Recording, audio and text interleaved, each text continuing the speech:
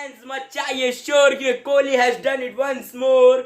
और जिस तरीके से ये मैच को खेला गया, अगर चेन्नई और लखनऊ के फैंस हैं आप, तो पॉइंट्स टेबल से दूर रहिए क्योंकि it's not made for you. क्योंकि अभी आप जो दो मैचेस जब जब तक आपके मैचेस नहीं होते आगे के, तब तक आप दूर रहे पॉइंट टेबल से तो ही अच्छा होगा, क्योंकि आप बाहर जा सकते हैं, आप टॉप 4 से बाहर जा सकते हैं। ये पॉइंट टेबल का भी मैं आपको समीकरण बताऊंगा। विराट कोहली की विराट इनिंग्स के बारे में हम बात करेंगे, हेनरिच क्लासन के नॉक के बारे में हम बात करेंगे।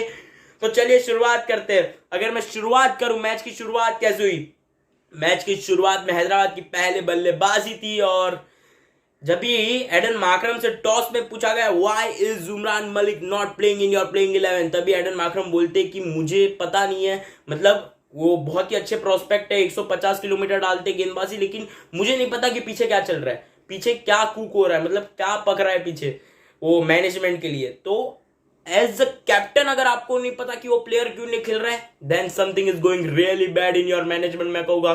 क्योंकि ये जो आप पका रहे हैं ना पीछे पीछे, वो बिरयानी जो पक रही है, वो शायद से हैदराबाद के लिए बहुत ही खराब चीज हो सकती है। क्योंकि कहीं ना कहीं उमरान मलिक को आपने सिर्फ 7 मैच खिलाया, उसके बाद एक भी मैच नहीं खिलाया। What was the reason? No one knows about it. बहुत ही खराब मैनेजमेंट, बहुत ही खराब डिसीजंस लिए गए लगातार हैदराबाद के मैनेजमेंट ने। लेकिन शुरुआत कैसे हुई है मैच की? शुरुआत तो ऐसे हुई जैसे मोहम्मद सिराज और वेन पार्नल मतलब एकदम पकड़ के रखा था बल्लेबाजों को। बाद में विकेट्स गई, लेकिन कौन खेला? एक और बार एक ही बंदा खेला, लेकिन एक बंदा कितने चने उगा लेगा? मतलब क्या करेगा वो एक बंदा पूरे मैच में खेल खेल के? अगर हम बात करें, हेनरिच क्लासन एक बेहतरीन इनिंग्स खेली, 100 रन मारे हेनरिच क्लासन ने, लेकिन जिस तरीके से उन्होंने बल्लेबाजी की, देखिए डेवन कॉनवे, मैंने एक वीडियो में कहा था Devon Conway is best spin player in overseas continent में कहूंगा। Devon Conway is best spin player, लेकिन जिस तरीके से हेनरिच क्लासन बल्लेबाजी कर रहे हैं ना स्पिन को, नो ब्रेनर, वो भी second best player of the spin है मेरे हिसाब से। Devon Conway still remains first, क्योंकि जिस तरीके से वो खेलते हो एकदम बेहतरीन तरीके से स्पिन को खेलते हैं। बट हेनरिच क्लासन क्या खेला है उन्होंने, मेरे हिसाब से इंडियन प्लेयर्स को सीखना चाहिए कि स्पिन को कैसा खेला जाता है। नो डाउट इंडिया में अगर आप हो तो आपको आना ही चाहिए स्पिन को कैसे खेलते हैं, लेकिन जिस तरीके से इन्होंने स्पिनर्स के खिलाफ बल्लेबाजी की है, he is literally a danger man against spin अगर मैं कहूं। बाद में कैसे रही गेंदबाजी आरसीबी की, मोहम्मद सिराज बो डाउन टू दिस गाय, क्योंकि जिस मैच में करीबन 200 के ऊपर रन लगने चाहिए थे हैदराबाद के द्वारा, वहां पे इस बंदे ने सिर्फ 4 ओवर में खर्चे 17 रन और एक विकेट भी ली और बेहतरीन गेंदबाजी की मोहम्मद सिराज ने। तो कहीं ना कहीं होम ग्राउंड में आके मियां छा गए और बेहतरीन गेंदबाजी मोहम्मद सिराज ने की। बाद में आई बेंगलोर की बल्लेबाजी, और बेंगलोर की बल्लेबाजी में क्या हुआ जो हमने देखा, बेहतरीन। We witness the old Virat Kohli, जिस तरीके से विराट कोहली ने बल्लेबाजी की है। 3 मैच में ये बंदा फ्लॉप हुआ तो सारे लोग बोल रहे थे कि ये अभी आउट ऑफ फॉर्म हो गए। अरे आखिर में वो भी एक इंसान है, भगवान नहीं, आखिर में वो भी जमीन में रहते, कोई आसमान नहीं।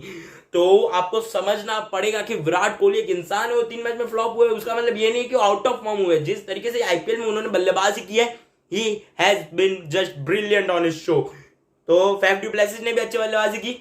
Faf du Plessis, Virat Kohli तो 3 मैच में फिर भी फ्लॉप हुए, लेकिन Faf du Plessis law of averages इन्हें पता ही नहीं। मतलब जिस तरीके से हम बोलते हैं कि कोई बंदा अगर 6 लगातार मैच अच्छा खेलते हैं ना, तो 7वीं मैच उसकी खराब होती है, लेकिन ये बंदा लगातार 8 मैचेस से खेले जा रहा है, अपने टीम को अच्छी शुरुआत दिए जा रहा है। और what was that Sunrisers Hyderabad, मतलब बॉल तो ऐसा लग रहा था कि साबुन की टिक्कियां बन गई है, हाथ से फिसलती जा रही थी सनराइजर्स हैदराबाद के। फील्डिंग बहुत ज्यादा डिसअपॉइंटेड सनराइजर्स हैदराबाद की, मतलब इससे अच्छी कोई गली क्रिकेट टीम अच्छी फील्डिंग करती है, लेकिन बहुत खराब फील्डिंग। मतलब कितने मिसफील्ड हुए, कितने सिंगल को डबल पे कन्वर्ट किया गया फील्ड की वजह से, कितने कैचेस छूटे गए। Glenn Phillips is one of the best fielder in world cricket right now, अगर उनके हाथ से कैच छूट रहा है, मतलब nothing was going right for Sunrisers Hyderabad. और ये मैच को बेंगलोर ने आसानी से जीता, बेहतरीन तरीके से जीता और पॉइंट्स टेबल में टॉप 4 में अपनी जगह बनाई रॉयल चैलेंजर्स बेंगलोर ने।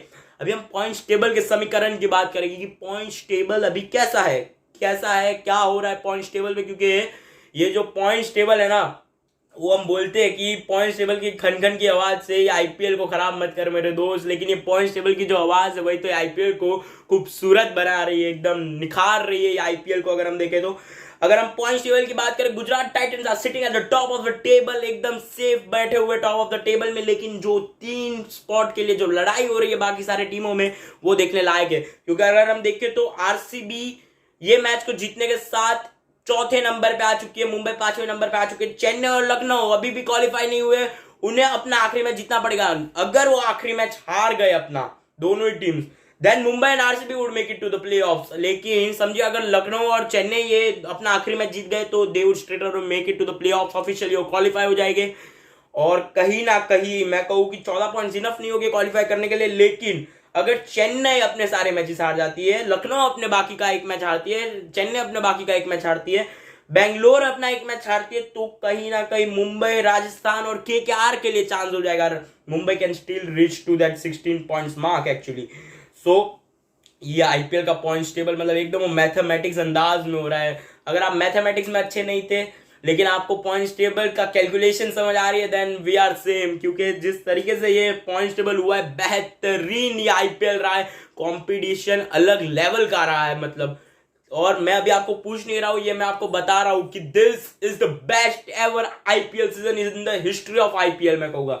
और बाद में अगर हम देखें तो विराट कोहली की और नॉक की और बातें होनी चाहिए, क्योंकि जिस तरीके से उन्होंने बल्लेबाजी की, this was the proper Virat Kohli. क्योंकि विराट कोहली ऐसे बल्लेबाज नहीं है जो कि पहले 3-4 गेंदों में मारने जाते हैं, ही टेक्स हिज टाइम। लेकिन यहाँ पे पहले 3 गेंदों में वो जो शॉट्स खेले, ब्यूटीफुल शॉट्स, पहले 3 गेंदों में अटैकिंग लगे, मिडल ओवर्स में स्ट्राइक रोटेट किया और डेथ ओवर्स में अपना शतक पूरा किया।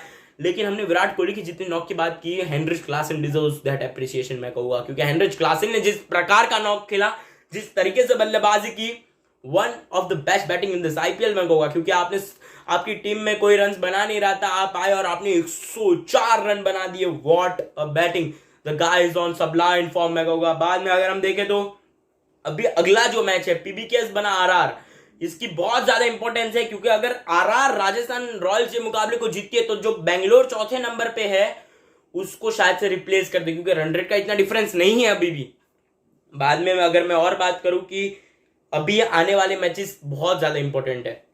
ये जो लीग है अभी ये आखिरी हफ्ता, ये लीग का आखिरी के 4-5 दिन है लीग स्टेज के लिए, और ये जो लीग स्टेज के जो मैचेस होने वाले वो बहुत बहुत बहुत ज्यादा इंपॉर्टेंट होने वाले। सो सारे फैंस, बेंगलोर के फैंस तो अभी मचाएंगे शोर, लेकिन कहीं ना कहीं मुंबई रीथिंक करेगी, कहीं ना कहीं लखनऊ थिंकिंग करेगी कि कौन कैसे पहुंचेगा हम प्लेऑफ्स में, चेन्नई थिंकिंग करेगी कि कैसे हम पहुंचेंगे। लेकिन थाला के फैंस तो ये चाहती नहीं होगी कि प्लेऑफ से आप बाहर निकल जाए, क्योंकि चेन्नई को ये भी आप याद रखें कि लखनऊ को 1 पॉइंट ज्यादा मिला है। अगर वो चेन्नई लखनऊ का मुकाबला होता तो शायद से लखनऊ कहीं ना कहीं 15 पॉइंट्स तक ना होती, लखनऊ के पॉइंट्स कम होते और चेन्नई वो मैच जीतनी ही थी किसी भी हाल में, तो उनके पॉइंट ज्यादा हो जाते। तो वो जो बारिश का जो फैक्टर था वो भी बहुत ज्यादा इंपॉर्टेंट रोल प्ले किया है। लेकिन ये मुकाबले को बेंगलोर जीती और बेहतरीन तरीके से जीती है। अभी आने वाले मुकाबले बहुत ज्यादा इंपॉर्टेंट होने वाले, बने रहिए ये आईपीएल से। तो चलिए अभी हम मीम सेगमेंट में जाते हैं, थोड़े से मीम्स देखते हैं कि कैसे मीम बने हैं, क्या क्या मीम्स बने हैं ये आईपीएल ये मैच में, लखनऊ ये हैदराबाद और आरसीबी के मैच में क्या क्या मीम्स बने।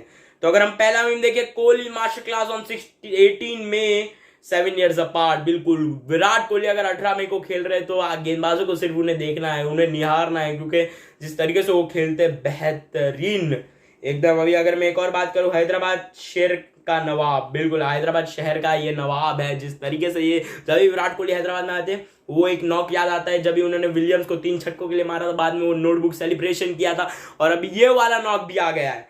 अभी अगर हम एक और मीम देखें, Kohli clearing mid wicket at Hyderabad with the same shot 9 months apart. बिल्कुल बेहतरीन बल्लेबाज है ये, क्लास अपार्ट मैं कहूँगा विराट कोहली, बो डाउन टू यू।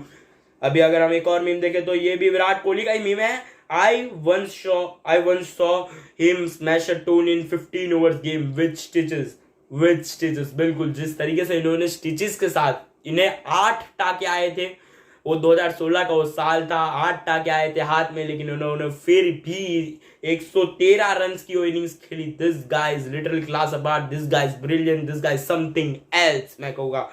अगर हम फन फैक्ट में अभी आए, फन फैक्ट सेगमेंट में अगर मैं आ जाऊँ तो फन फैक्ट क्या है, फन फैक्ट है विराट कोहली और हेनरिच क्लासन का ये सिर्फ तीसरी बार हुआ है कि 2 सेंचुरी आ जाए सिर्फ एक ही आईपीएल के मैच में। तो ये सिर्फ तीसरी बार हुआ है, पहली बार ये किया था एबीडी विलियर्स और कोहली ने, बाद में दूसरी बार किया था बेस्ट और वार्नर ने, और ये पहली बार हुआ है कि 2 अलग अलग टीम से एक सेंचुरी आ जाए सेम मैच में। सो बेहतरीन दोनों के द्वारा बेहतरीन बल्लेबाजी। हैदराबाद की बॉलिंग को रीथिंक करना पड़ेगा, अभी तो रीथिंक करने के लिए कुछ बचा ही नहीं है।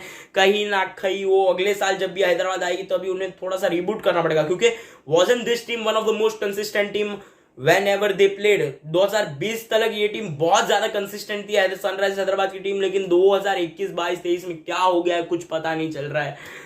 कहीं ना कहीं मैनेजमेंट से बहुत सारी गलतियां हो रही है और कहीं ना कहीं वो चीजें ठीक करने जा रही है जो कि कभी टूटी ही नहीं है। तो अगर आप ऐसा करना चाहेंगे तो वैसी गलतियां होने वाली है।